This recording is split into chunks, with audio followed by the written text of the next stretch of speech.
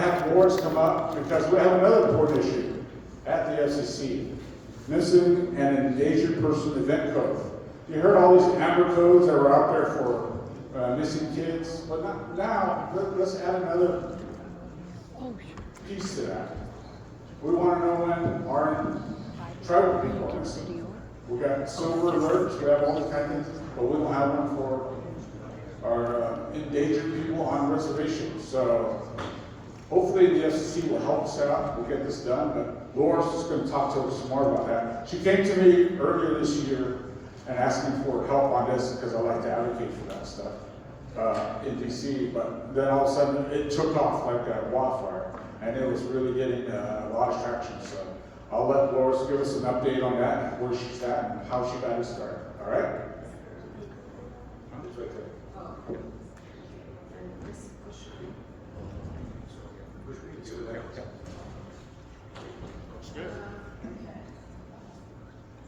Good morning. Good morning. You guys awake? So I want to talk about Native Public Media first of all. We've been around for a while. We're a nonprofit and we serve American Indian and Alaska Native villages through media and communications. And if you don't know, there are about 60 radio and 3 television stations across Indian country licensed to tribes and tribal entities. And we're a growing network, so a shout out to GRBC's television station, that's Gila River, they're in the back. In 2010, Native Public Media contributed to the FCC National Broadband Plan. I was, around that time, the chair of the Telecommunications Subcommittee for NCAI. That's how I met Godfrey, who was the chair before, several chairs before I was. So we at Native Public Media, we also advocate for policies that utilize broadcast and broadband assets that really support communities, including the technologies of the integrated public alert and warning system that my friend Al Kenyon here from FEMA is going to talk more about, the emergency alert system that every radio and TV station has to have as part of their infrastructure, and the wireless emergency alerts. But here's what I want to talk about today.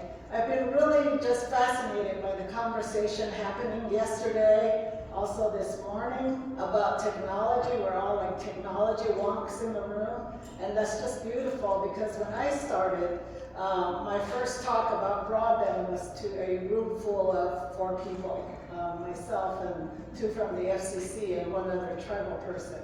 And it's really great to see so many more today. But let me tell you something. Technology is really about people. It's not about so much the hardware, which is important, but let me tell you why technology is important today.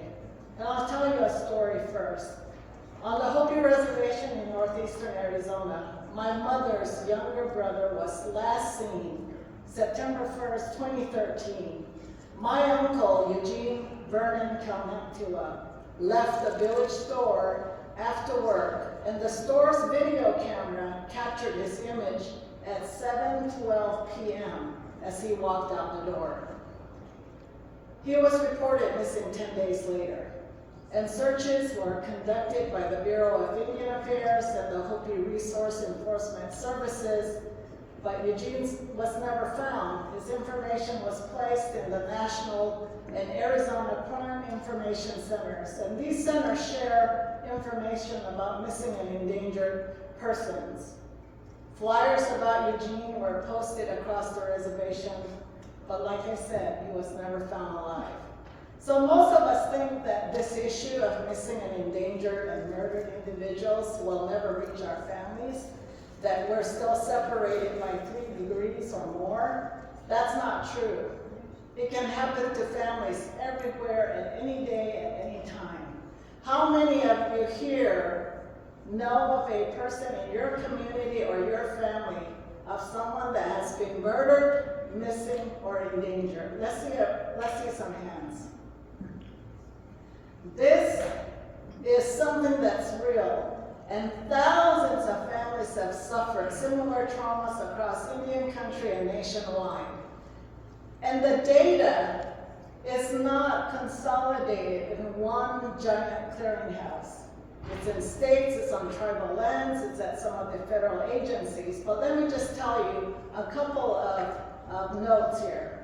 In 2016, a few years after when Eugene went missing, there were 5,712 reports of missing Native and women and girls, but only 116 cases were logged in the Department of Justice database, according to the Bureau of Indian Affairs. Now let's jump to 2022. More than 10,000, that's correct, 10,000. Indigenous people were reported missing through the FBI's National Crime Information Center. That's higher than any other population in the United States. And you have to remember that these are only reported cases. I just looked up the FBI National Crime Information Center stats. In 2023, it was slightly higher than 10,000. So not much has changed. And when I looked at the overall caseload of tracking by the same center, I had to show L because I couldn't believe it. It was about 2.7 billion. Billion with a B, yes. 2.7 billion missing and endangered persons in the FBI's National Crime Information Center. Ladies and gentlemen, we have a problem in this country. But what can we do about it? The Missing and Endangered Persons Event Code was proposed by Native Public Media, and it works like the Amber Alert. And let me just state one thing. We have the right to be safe and secure anytime, anywhere, right? Absolutely. Now, this machinery, this alerting works on IPAWS. Now, if you haven't heard about IPAWS, it'll become a regular part of your, hopefully your language, because IPAWS is one of the most comprehensive alerting systems that exists in the nation. It's the president's road to the public in terms of communication. It's available in all 50 states and U.S. territories. And IPAWS allows alerts, which is super crucial in the first 48 hours of a person that is missing or endangered. That's when we should be the most alarmed. We should be out trying to locate these individuals and try to ramp up our rescue efforts. These alerts will go over radio, they will go over television, the internet, and other platforms. That's how powerful this machine is. But let me talk about one more thing, and Elle's going to talk about this a little bit more. There are over, let's see, where I am, okay. There are over 1,600 alerting authorities nationwide. They're tribal, they're state, there are other local authorities from different jurisdictions. Local authorities issue critical public alerts in their jurisdiction. I talked to law enforcement just a few weeks ago and I asked them, what's the biggest barrier or hurdle to trying to address missing and endangered adults in the U.S.? And they said, we have so many jurisdictional issues. Well, the MEP code is available across 50 states, as I mentioned. It's going to provide a uniform way of early alerting to the public.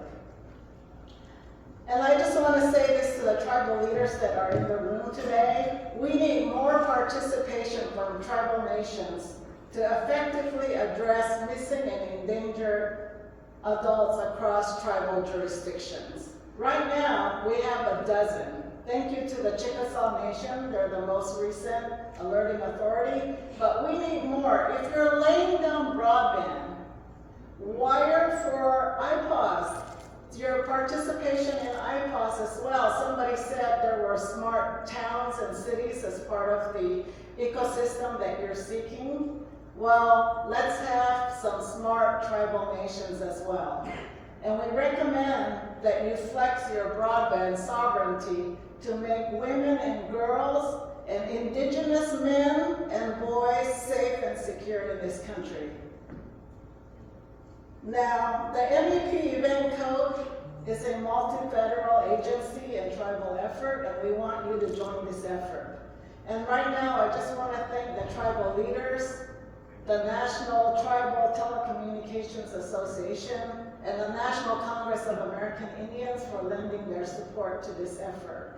And one more thing, we're not done with this process. The rulemaking has kicked off. We're waiting for the rules to be published in the Federal Register. When it's published, guys, pay attention. Check the Federal Register for the FCC. The FCC will see comments from everybody from the public, and you don't have to be a lawyer to submit comments. If you just want to say, I support the MEP, that's powerful. All of you have a say, and I invite you to participate. Also, if you need updates, go to nativepublicmedia.org. We're on top of this issue, and we're providing updates. I'm talking to everybody and anybody out there. And right now, I want to pass the mic over to Al Kenyon, who is from FEMA.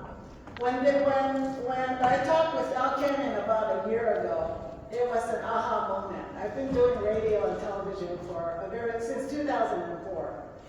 And it dawned on me that we had this powerful system, and I said, why don't we have an event code for missing adults? We have one for children, we have the senior alert, but we don't have one for missing and endangered adults. And that's where we're connected at the hip. And it's wonderful that FEMA's on board, the FCC is on board, and that's a good thing. So, Al? Thank you. And thank you for this opportunity to present. She mentioned what IPAWS is. It's Integrated Public Alert and Warning System. You've probably never heard of it before. How many of you have received an Amber Alert, a flash flood warning, something on your cell phone where you didn't sign up for it, it just showed up? IPAWS is the way that those alerts get to the wireless carriers, wireless service providers, and your tribe, your tribal nation can originate them. As Laura said, there are 12 tribes that are currently signed up to do that. And we're talking to plenty more. IPAWS serves as a connector between alerting authorities across the country. We're up to about 1,800 actually now, between tribes, territories, states, counties, cities. Any one of them can originate an alert when they need to. They don't have to ask somebody else. They push the buttons, and about a second or so later, it shows up on your phone. It gets passed to the radio and TV stations. Every radio and TV station has to have an EAS device there. Those devices monitor IPAWS. So it's an instant connection, not only to cell phones, but to the radio stations, the TV stations, and the cable applications. We serve as an aggregator between local alerting authorities. All the messages that emergency messages that organizations want to send come into this central clearinghouse. So why are we talking to IT people? Okay, this block right here, IPAWS Open Aggregator, it stores all the messages in Common Alerting Protocol. It's an international standard. For the geeks among you, it's stored in an XML file. It's real easy to parse out and pull out the pieces you want. If you want to ingest stuff from IPAWS, I can get you hooked up this afternoon if you want to receive alerts from IPAWS and put them to use in your system. As far as smart cities, we have a couple of companies that do kiosks, like where you walk around in some cities and towns, there are information kiosks where you go over to and touch it and find out, where you can get burgers or whatever. Those same information kiosks, in many cases, can present alerts from IPAWS. The alerts that go through the system are geo-targeted, tightly geo-targeted. The alerting authority figures out where they want to send them, they send them, and they go out with all that addressing information there. Distribution of IPAWS alerts is through private industry partners. Most prominent is probably, and most visible are the wireless service providers connected to cell phones. Also, like I said, every radio and TV station and cable operation. We have 12 tribes signed up. This map's a little bit out of date because there's a very large block of Oklahoma that's served by the Chickasaw Nation that was added after this map was made. And I offer my thanks to them for working, and it was probably the fastest transaction we've had with a tribal nation. They were ready, and we of course offer the tribes the opportunity to read over the paperwork, pass it around for proper deliberation. We sent the paperwork out to the Chickasaw Nation. It came back in about 15 minutes. I was very happy and surprised. Hopefully they have not had to use it in the meantime, but it's there. They can send an alert. They don't have to talk to the state. They don't have to talk to the county. If their public safety department or emergency management deems that it's necessary to notify people in and near the reservation in any part of those 13 counties, they can do it right now. They don't have to ask anybody. It doesn't require any special approval. It's all built into the system. You can use IPAWS for a whole bunch of different things.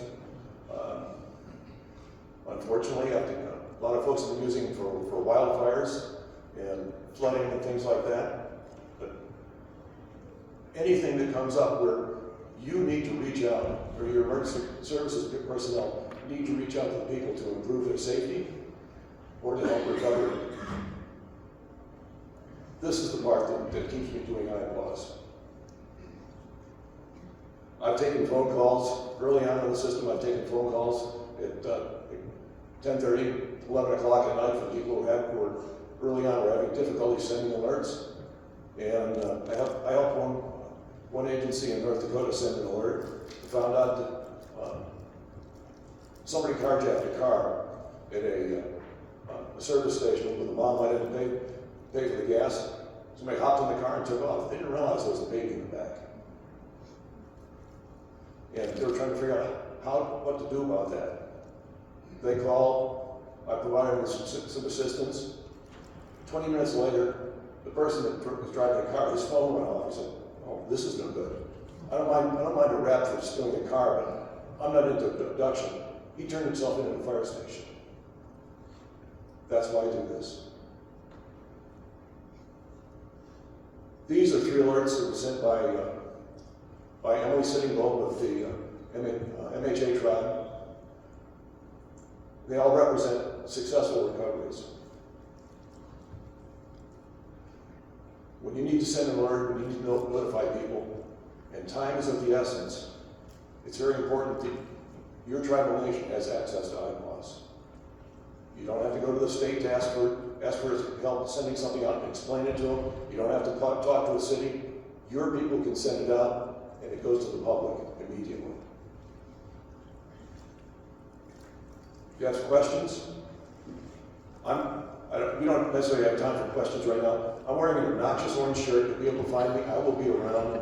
I will be very happy to help you. I would be very happy to personally assist any tribal nation that wants to apply for IPAWS through the application process. It's not all that complicated. There's a requirement for an MOA. There's a requirement for telling us what kind of alerts you want to send and where you, and how you want to send them, and a training requirement. That's it. You'll also need some alerting software to plug into our system. There's no cost to send an alert from IPAWS. There's no cost to users for receiving alerts from IPAWS. Thank you very much. I'll probably be hanging out at Dandy's here a lot. Here's my card. I want this system in Mescalero, so you talk to me and we'll get process started, okay? We'll get it done, thank you. Sounds good. Thank you, guys. I appreciate it. All right. Thank you, Laura, so much. And we're going to help all we can to get this process done throughout Tribal Nation. So thank you.